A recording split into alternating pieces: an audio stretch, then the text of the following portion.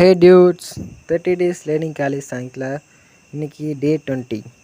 நம்ம வரப்போகிற டேஸில் ஹேண்ட் ஸ்டாண்ட் கற்றுக்கிறேன்னு சொன்னதுனால அது ரிலேட்டடாக தான் போயிட்டுருக்கோம். பட் சில பல காரணங்களால் இன்றைக்கி ப்ராக்டிஸ் பண்ண முடியல.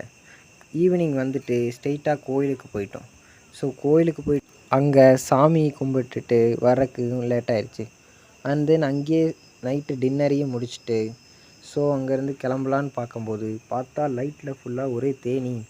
அதை பார்த்துட்டு அங்கே இருக்கிறவங்க அலறடிச்சு ஓட நானும் அப்படியே அதை நின்று பார்த்துட்ருந்தேன்.